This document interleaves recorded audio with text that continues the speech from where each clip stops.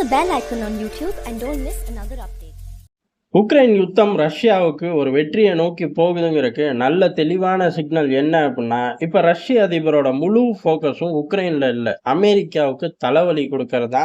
அதுவும் ரொம்ப வெற்றிகரமா அந்த பயணம் போய்கிட்டே இருக்கு. காரணம் என்ன அப்படின்னா, கியூபால இருந்து ஆரம்பிச்சு விட்டாங்க. பெரிய அளவு ட்ரில்லு கண்டக்ட் பண்ணாங்க. அதுக்கு அடுத்து பார்த்தோம் அப்படின்னா, வடகொரியாக்குள்ள போய் நின்னாச்சு. இப்ப ஒட்டு மொத்தமா சீனா சார்ந்து போத்த திட்டங்கள் பேக் ஃபயர் ஆகுது, இல்ல டைம் வேணும் அப்படின்னா வடகொரியாவை நோக்கி இழுத்து விடலாங்கிற அந்த மொத்த பிளானுமே அமெரிக்கா கையை விட்டு போச்சு. அதே சமயம் கிம் ஜான் உன் ஏதாச்சும் ஒரு ஏவுகணை பரிசோதனை பண்ணா இனிமேல் காட்டமா திட்ட முடியுமான்னு கேட்டா ரொம்ப ரொம்ப சிரமம். பதிலுக்கு தென்கொரியால இருந்து எதிர்வினை ஆற்றலாமா அப்படின்னு கேட்டா அதுவுமே ரொம்ப ரொம்ப சிரமம். ரொம்ப பார்த்து கைய வைக்கணும். அந்த அளவு நிலைமை மோசமாகி போச்சு. சரி, இந்த 2 இடத்த ஆப்ரேட் பண்ண அப்பாடு ரஷ்ய அதிபர் செஞ்ச அடுத்த சம்பவங்கள் அப்படிங்கிறது அமெரிக்காவுக்கு மட்டும் கிடையாது. உக்ரைன் விவகாரத்துல அமெரிக்காவுக்கு ஆதரவா பேசினா அது வேற கதை. அமெரிக்கா கோச்சுக்கும், நம்மளும் பேசி வச்சிருவோம் அப்படின்னு பேசின நாடுகளோட நிலைமையும் அதோ கதி. அதுவும் ரஷ்யா கூட ஏற்கனவே பஞ்சாயத்து இருந்திருந்தா கேட்கவே வேணாம், சிக்கல் ஜாஸ்தி ஆகி போச்சுங்கிறத தெளிவா காட்டியாச்சு ரஷ்ய அதிபர் புட்டினோட செயல். காரணம் என்ன அப்படின்னா, அடுத்த ஸ்டாப் வியட்நாம். வியட்நாம் பொறுத்தவரை கேட்கவே வேணாம். அமெரிக்காவோட செல்வாக்கு எங்க இருக்கு, ரஷ்யாவோட செல்வாக்கு எங்க இருக்கு அப்படின்னு அங்கேயுமே பெரிய அளவு ரஷ்ய ஆதரவு தான். இன்னும் சொல்ல போனா உக்ரைன் யுத்தத்துக்கு கண்டிக்காத ஆள், ரஷ்யாவை கண்டிக்காம ரஷ்யா பக்கத்திலே நிற்கக்கூடிய ஆட்கள் தான் வியட்நாம். அதனால அங்க போய் 2 நாள் ட்ரிப்பு, 2 நாளும் ரஷ்ய அதிபருக்கு மிகப்பெரிய ஆரவாரம் தான். வியட்நாம் சார்ந்த அமெரிக்கா மனசுக்குள்ள திட்டங்கள் வச்சிருந்தாலும் அந்த பேப்பரை அப்படியே கசக்கி குப்பைத்தொட்டியில போட்டுறதே நல்லது. சரி, இது வரைக்கும் அமெரிக்காவை நோக்கி மட்டுமே ரஷ்யாவோட ஃபோக்கஸ். ஆனா இதுக்கப்புறம் செஞ்சது அப்படிங்கிறது உக்ரைன் விவகாரத்துல அமெரிக்கா நம்மளை திட்டுமோ, அமெரிக்கா நமக்கான பஞ்சாயத்து வரும்போது வராதோ அப்படின்னு நினைச்சு குதிச்ச நாடுகளுக்கு ஆபத்து. அதுலயும் குறிப்பா ரஷ்யா கூட பஞ்சாயத்து இருக்கக்கூடிய நாடுகளுக்கு பேராபத்து அப்படிங்கிற மாதிரிதான் அமைஞ்சு போச்சு. இந்த இடத்துல நமக்கு வருத்தம் தான். காரணம், 2 நண்பர்கள் மோதிக்கிட்டா நமக்கு ரொம்ப பெரிய சிரமம் தான். அந்த மாதிரி ஒரு சிக்கல் தான்.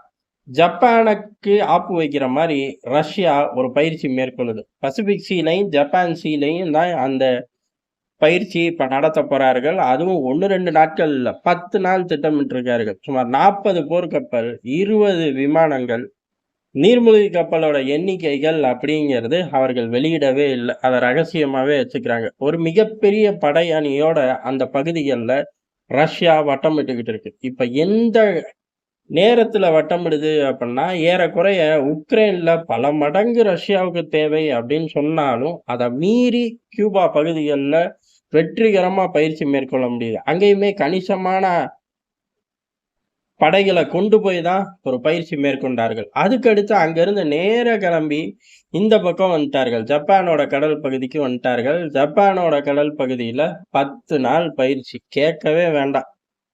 ஜப்பானுக்கும் ரஷ்யாவுக்குமே பெரிய தீவுகள் பிரச்சனை இருக்கு. ஜப்பான் தெரியாதனமா நம்ம ஏற்கனவே மேல பார்த்த காரணத்தை சொல்லி குதிச்சுட்டு, ஐயோ இது என்ன ஆபத்தா இருக்கு அப்படின்னு முதல்ல ரஷ்யாவுக்கு எதிராக போடப்பட்ட தடைகள், ரஷ்யா கிட்ட இருந்து அது வாங்க மாட்டேன், இது வாங்க மாட்டேன், ரஷ்யாவோட கூட்டு தயாரிப்புல இருந்த ப்ராஜெக்டை ஸ்டாப் பண்றேன் அப்படின்னு போட்ட தடைகளை பூரா சத்தமே இல்லாம சட்டுன்னு வாபஸ் வாங்கினார்கள். எப்ப 6 மாசத்துல உக்ரைன் யுத்தம் ஆரம்பிச்சோடனே தடை போடப்பட்டுச்சு.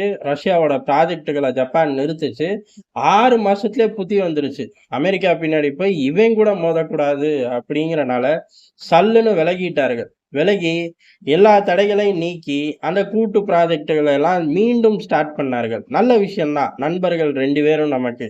அதனால 2 பேரும் அடிச்சுக்கிட்டா நமக்கு அதுல ஒன்றும் மைலேஜ் கிடையாது, நமக்கு பிரச்சனை தான் பார்க்க போனா. அதனால அந்த ஒரு விலகல் அப்படிங்கிறது இந்தியா ஆரோக்கியமா தான் பார்த்துச்சு. ஆனா இப்ப அந்த பகுதிகள்லையும் ரஷ்யா புகுந்துருச்சு. ஏன் ரஷ்யா ஜப்பானோட தீவுகள் பிரச்சனையில அடுத்த குறியை கொண்டு போகுது அப்படின்னா, இது பூரா அமெரிக்காவுக்கான ஒரு ஆப்பு. அப்ப அமெரிக்கா எதிர்வினை ஆகட்டுறேன் அப்படின்னு ரஷ்யாவுக்குள்ள அடுத்த பிரச்சனைகள்ல கிளச்சி விட்டுருச்சுன்னா, அதுல இந்த தீவு பிரச்சனை அப்படிங்கிறது ரஷ்யாவுக்கு ஒரு கௌரவ பிரச்சனை. அங்க தோத்து போறதுக்கு வாய்ப்பே இல்லை. பல தீவுகள் ரஷ்யாவோட கண்ட்ரோல்ல இருக்கு, 1-2 மிஸ் ஆயிருக்கு. அதுக்குதான் பேச்சுவார்த்தை எல்லாம் ஓடிக்கிட்டு இருக்கு. இந்த மாதிரி நிலைமை தான். இந்த இடத்துல ட்ரிகர் பண்ணிட்டாங்கன்னா, ட்ரிகர் பண்ணணும்னு நினைச்சிடாத அப்படிங்கிறதுக்கு தான் மிகப்பெரிய படைபலத்தை ஜப்பான் பகுதிகளில் ரஷ்யா காட்டியிருக்கு. ஏறக்குறைய அமெரிக்கா ஆரம்பிச்சு விட்டுட்டு, இப்ப அமெரிக்காவே ஏன்டா ஆரம்பிச்சோம் அப்படின்னு சிந்திச்சுச்சு நேத்து வரைக்கும். இன்னைக்கு அமெரிக்க கூட்டணியில ஏன்டா போய் நின்னோம் அப்படின்னு ஜப்பான் சிந்திக்க ஆரம்பிச்சிருச்சு. சரி, அமெரிக்கா கூட்டணியில உள்ள ஜப்பான் போன்ற நாடுகளுக்கே இந்த நிலைமை அப்படின்னா, ஐரோப்பாவுக்கு என்ன நிலைமை அப்படிங்கிறதா ஐரோப்பாவை பொறுத்தவரையும் ரஷ்ய அதிபர் எப்பயுமே திரும்ப திரும்ப ஒரே விஷயத்த தான் சொல்றாரு. இன்னமும் எனக்கு பல நண்பர்கள் இருக்கார்கள் அப்படின்னு. அந்த லிஸ்ட்டுக்குள்ள இப்ப உள்ள ஆட்சியாளர்கள் போய் நின்னுக்கிட்டா சேஃப் ஜோன் தான். அப்படி இல்லை அப்படின்னா, உள்ளுக்குள்ள உள்ள ரஷ்ய அதிபரோட நண்பர்கள் இவர்கள தூக்கிட்டு ஆட்சி அதிகாரத்துல வரதுக்கு என்னெல்லாம் வேலையோ அத ரொம்ப ஸ்மூத்தா பண்ணுவார்கள். அந்த பகுதிகள்ல யுத்தம் அப்படிங்கிறது நடக்கறக்கு வாய்ப்பில்ல. ஆனா, உலகத்துல உள்ள மத்த பகுதிகள்ல அமெரிக்காவுக்கு தொல்லைய ரொம்ப தீவிரமா ரஷ்யா குடுக்க ஆரம்பிக்குது. இந்த தொல்லைகள்ல ட்ரிகர் ஆச்சு அமெரிக்கா, இல்ல ஏதாச்சும் நாடு ஏமாந்துச்சு அப்புட்ன்னா, போர் நடக்கும். ஆனா, இந்த இடத்துல ஆரம்பிக்கக்கூடிய போர் அப்படிங்கிறது அமெரிக்காவுக்கு பேரிழப்பா இருக்கும். நேரடியா இல்லாட்டியும் பொருளாதார ரீதியா. அப்படி போரே ஆரம்பிக்காட்டியும், நீ பெரிய அளவு இந்த பகுதிகளெல்லாம் ஃபோக்கஸ் பண்ணியே, செலவு பண்ணியே ஒளிஞ்சு போடா! அப்படிங்கிற மாரி தான் ரஷ்யாவோட நடவடிக்கை இருக்கு. அமெரிக்கா ஆரம்பிச்சுச்சு. ரஷ்யா அத பயன்படுத்தி நல்லாவே ஆடுது.